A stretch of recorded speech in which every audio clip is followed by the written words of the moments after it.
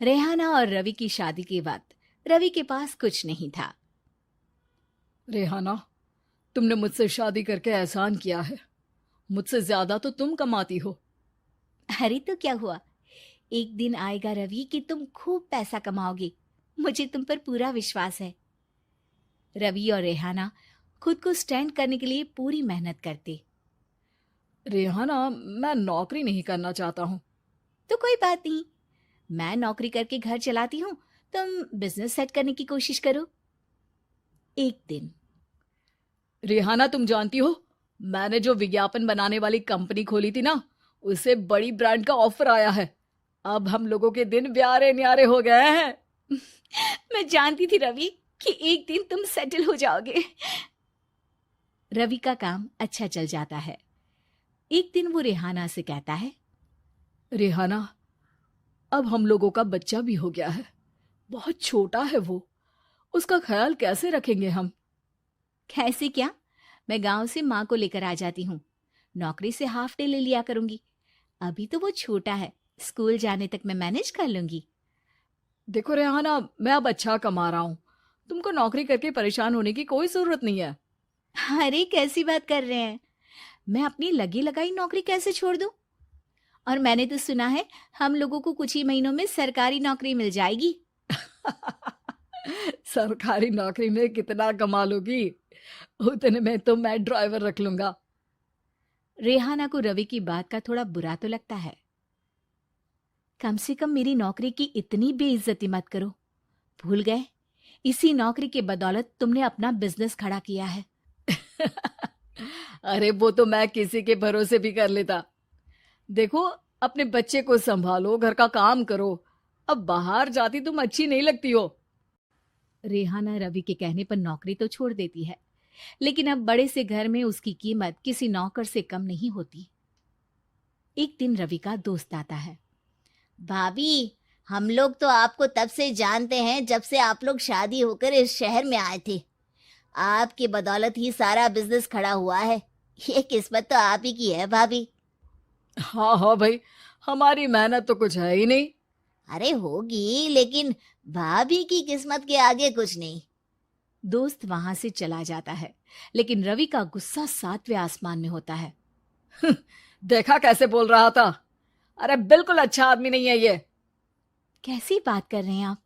प्रशांत भैया तो बहुत अच्छे इंसान है रवि। कैसे उन्होंने हमारे मुश्किल वक्त में हमारा साथ दिया था। अरे था पैसा तो साथ दिया, नहीं तो कौन पूछता है? रवि का व्यवहार पैसा आते ही अलग हो गया। वो बंदे को बंदा नहीं समझता। घमंड से घिरे रवि ने तो एक दिन हद ही कर दी। रेहाना, मैं अब तुम्हारे साथ नहीं रह सकता हूँ। क्या क्या बकवास कर रहे हो रवि? क्या कहना चाहते हो? और क्यों नहीं रह सकते तुम मेरे साथ? देखो, मुझे कोई और पसंद है, और उसने साथ रहने पर बस यही शर्त रखी है कि मुझे तुम्हें तलाक देना होगा। रेहाना, जो कि एक स्वावलंबी महिला थी, उसने बिना देर किए रवि को कह दिया, कोई इश्यू नहीं, मुझे पैकिंग में 4 दिन का वक्त लगेगा, लेकिन तब तक मैं तुम्हारे साथ नहीं रहूंगी। 4 दिन के लिए तुम कहीं और शिफ्ट हो जाओ, मैं घर से निकलूंगी तो बता दूंगी। रवि घर छोड़कर चला जाता है। रेहाना को दुख होता है, वो रोती है, लेकिन व्यवहार से स्ट्रांग रेहाना को पति के वापस आने का और उसे सबक सिखाने का पूरा भरोसा था। फिर एक दिन, अरे शुशिका, कब शादी करोगे तुम मुझसे? यार मैंने तो सोचा था तुम शादी से पहले मुझे विदेश लेकर जाओगे, महंगी कार दिलाओगे। अरे सब दिला दूंगा, लेकिन पहले मुझसे शादी तो कर लो। हाँ हाँ, क्यों नहीं। मैं कुछ दिनों के लिए अपने मम्मी पापा के पास जा रही हूँ और लोगों से अपनी शादी की बात करूंगी। अरे शुशिका, कैसे रहूंगा मैं तुम्हारे बिना? अब तो शादी ही होने वाली है हम लोगों की। शुशिका रवि को छोड़कर चली जाती है। रवि घर आता है, जहां रेहाना को ना पाकर उसे सब अजीब लगता है। घर तो रेहाना के बिना कुछ नहीं है। बच्चे की याद भी आ रही है। चलो एक वीडियो कॉल कर लेता हूँ। रवि रेहाना को वीडियो कॉल करता है, लेकिन रेहाना फोन नहीं उठाती।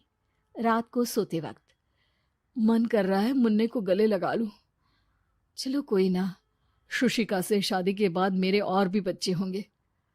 अगले दिन रवि ऑफिस जाता है, जहां टीना खड़ी होती है। सर, आपने अपने नए ऐड के लिए मॉडल की रिक्वायरमेंट डाली थी ना, मैं उसी के लिए आई हूँ। रवि टीना को देखकर खुश हो जाता है। अब शादी हो गई है तुम्हारी? नहीं सर, बस अच्छा सा हैंडसम और अमीर लड़का देख रहे हैं मेरे मम्मी पापा। रवि के दिमाग से तो टीना को देखकर शुशिका का ख्याल भी खत्म हो जाता है। अरे यार, ये लड़की मिल जाए कितनी सुंदर है। शुशिका तो इसके आगे कुछ नहीं है। क्या तुम्हें ऐसा नहीं लगता कि मुझसे मिलकर तुम्हारी ये खोज खत्म हो गई है? आप तो 2 बच्चों की पापा लग रहे हैं।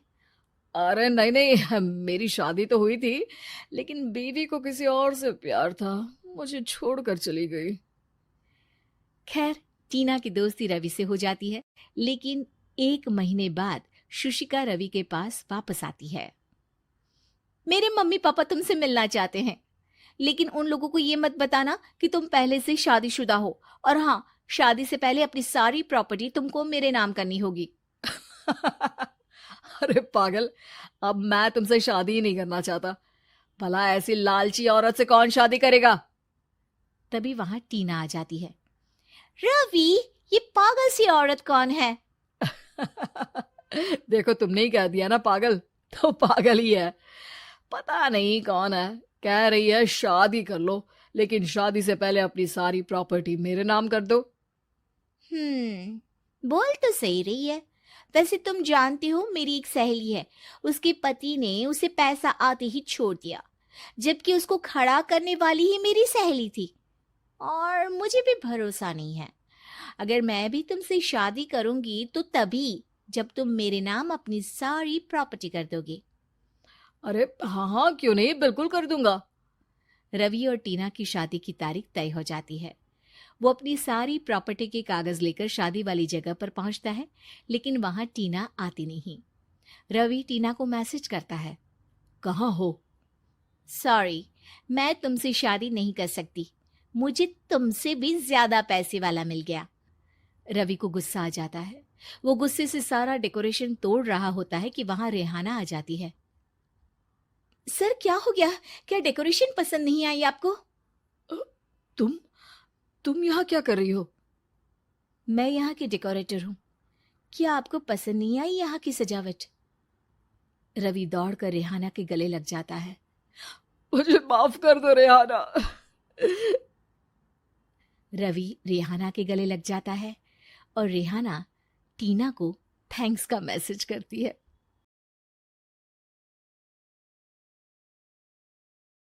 अमर रोज दफ्तर से अपने घर आते हैं।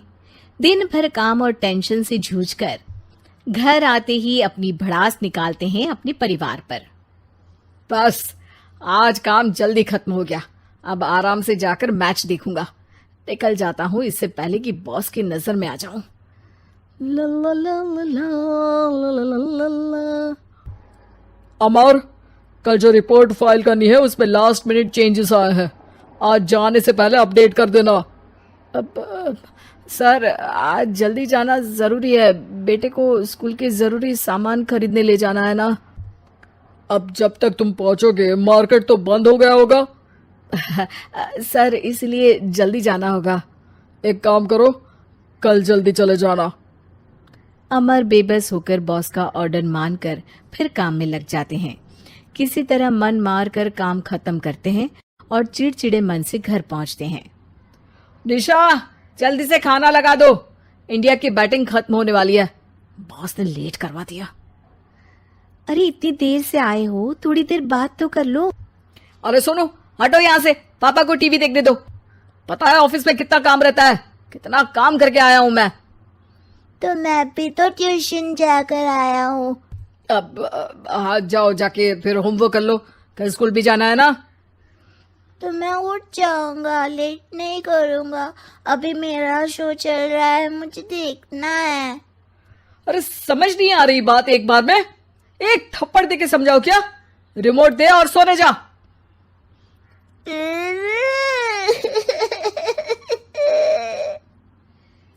सोनू रोते हुए मम्मी के पास जाता है और अपने पापा की शिकायत करता है। निशा उसे पुचकार के एक और बेडरूम में ले जाकर सुला देती है। मैं डांटती हूँ पापा को, तू सो जा अभी, ठीक है बेटा। नेहा खाने की थाली लेकर अमर के पास पहुंचती है और मेज पर रख देती है। अमर टीवी में डूबा हुआ है और बिना देखे ही खाने लग जाता है। निशा सामने बैठे उसे घूरे रहती है। कुछ देर में अमर ये समझता है और उसे देखने लगता है और इशारे में पूछता है कि क्या बात है। ये कोई तरीका है सोनू पे चिल्लाने का? अभी रुको, इनिंग खत्म होने दो। अमर खाने लग जाता है और मैच देखता है। आखिरी बॉल होने के बाद वो निशा की तरफ देखता है। अरे निशा, पानी दे दो जरा। निशा थाली के बाजू में रखे ग्लास पर इशारा करती है। अमर उठा के पानी पीता है। अब बोलो। बच्चा है सोनू, एक बार तो मिलते हो दिन भर में रात को, और फिर वो अपने पापा की डांट सुन के सो जाए। अरे बच्चा है तो बात सुननी चाहिए ना उसे मेरी। जवाब दे रहा था। अरे दिन भर के बाद आया हूं, इतना काम किया, बॉस के नखरे झेले, और घर आओ तो बेटा बहस करे। और सारी भड़ास घर आकर घर वालों पर निकालो। अरे तुम क्या बोल रही हो मुझसे ऐसे? तुम भी तो सारा दिन साथ रहती हो, डांटती भी तो हो उसे। बता रहा था वो मुझसे, अभी कुछ दिन पहले ही डांटा था ना तुमने। हाँ, मुझे अभी सोने के पहले बता रहा था। देखो अभी झगड़ा मत करो, मुझे आराम करना है, टीवी देखने दो। अरे तो उसको भी तो दिन भर पढ़ाई के बाद देखना होता है ना टीवी, आराम करने के लिए। कोई जरूरत नहीं है, छोटा है अभी, आदत बिगड़ जाएगी। और तुम उसकी वकालत करना ना बंद कर दो। चलो अभी सेकंड इनिंग्स चालू होने वाली है, गुड नाइट। अमर फिर से टीवी देखने लगता है और निशा उसे। कुछ सेकंड्स में वो उठ के जाने लगती है। दरवाजे तक पहुंची होती है कि अमर कहता है, अरे सुनो तो, चाय बना देना 1 कप। नहीं। निशा दरवाजा पीट के चली जाती है और अमर देखता रह जाता है। अगली सुबह निशा किचन में सोनू का टिफिन पैक करके उसे देती है। सोनू नाश्ता कर रहा है। अमर पीछे से तैयार होकर आता है और खाली चाय का कप टेबल पर रखता है। अमर, उसे वहां मत रखो, अभी साफ की है, दाग लग जाएंगे। अरे क्या हुआ है तुमको? रोज तो यहीं रखते हैं। पर आज से नहीं रखना है, चलो उठा के सिंक पे रखो। अमर उसे उठा के सिंक में रखने जाता है, तभी निशा कहती है, अरे अरे धो के। सोनू हंस देता है। अमर उन दोनों को देखता है और कप धो के वहां से चला जाता है। निशा सोनू को देखती है और आंख मार देती है। चलो अब हंसना बंद, स्कूल जाओ और ध्यान देना, सब पूछूंगी दिन में। सोनू मुंह बना लेता है। सब अपना दिन बिताकर रात में फिर एक साथ आते हैं। आज अमर घर जल्दी पहुंच गया है और टीवी के सामने पसार के बैठ जाता है। पीछे से दरवाजा खुलने की आवाज आती है। खिलखिलाते हुए सोनू अंदर आता है, सीधे टीवी रूम के अंदर, और अमर को बैठा देख चौंक जाता है। पीछे से कमरे में निशा भी आती है। सोनू, हाथ पैर धो के कपड़े बदल लो, चलो जाओ। सोनू कमरे से बाहर चला जाता है। अरे निशा, जरा 1 कप चाय। क्या हर वक्त चाय? नहीं है दूध घर में। अरे दूसरी बार ही तो मांग रहा हूं ना। दूध वाले को बोला था दूध एक्स्ट्रा 1 लीटर लेकर आना, वो 1 लीटर कम लेकर आया। आज तुमको चाय नहीं मिलेगी, खीर बना दी है पूरे दूध की। अरे दूध वाले की गलती के लिए मुझ पर क्यों चिढ़ रही हो? मैंने क्या किया? तुम भी तो यही करते हो ना। ऑफिस में किसी की गलती हो तो घर आके चीखते हो। चाय पीनी है तो दूध लाना पड़ेगा नीचे से। अरे पर तुम नीचे से ही आई ना। मैं भूल गई, तुम भी तो नीचे से आए। निशा कमरे से बाहर जाती है और सोनू अंदर आता है। वो अमर को देखता है, फिर कुछ बोलता नहीं है। अरे क्या हुआ सोनू? मेरा टीवी देखने का टाइम है अभी। आज रात को देख लेना। देखो आप ना परेशान मत करो, आज ऐसे ही टीचर से डांट सुन ली है, अब आपकी नहीं सुनने वाला। अच्छा, क्यों डांटा टीचर ने? क्योंकि मेरा प्रोजेक्ट इनकम्प्लीट था, आपने सामान लाके नहीं दिया और आपकी वजह से सब हंसने लगे मेरे पे। अब आप जाओ। सोनू टेबल पे रखा रिमोट उठाता है और चैनल बदल के बैठ जाता है। अरे ये क्या तरीका है बात करने का? तो आपसे ही तो सीखा है, बाहर का गुस्सा घर पे निकाल दो। अमर उठ के दूध लेने चला जाता है। कुछ देर में लौट के वो चुपके से निशा और सोनू को टीवी देखते हुए देखता है और किचन में चला जाता है। 3 कप चाय बनाकर वो टीवी कमरे में पहुंचता है। आज मेरे हाथ की चाय पी लो। इस बदले बर्ताव को देख के निशा और सोनू चौंक जाते हैं। अपना कप उठाकर चाय पीने लगता है। अमर एक बैग निकाल के सोनू की तरफ बढ़ाता है। इसमें क्या है? प्रोजेक्ट का सामान और गिफ्ट। लगता है पापा दूध लेने गए और गुस्सा छोड़ के आ गए। कैसी है सोनू के पापा के हाथ की चाय? स्वीट स्वीट, बिल्कुल मम्मी की तरह। और पापा की तरह नहीं? पापा की तरह कड़क है। सॉरी बेटा, अब समझ गया कि ऑफिस में कुछ भी हो उसे ऑफिस तक ही रखूंगा, प्रॉमिस। निशा और सोनू को गले लगा लेता है और उस दिन के बाद कभी घर की चिंता दफ्तर में नहीं गई और ना दफ्तर का टेंशन घर में आया।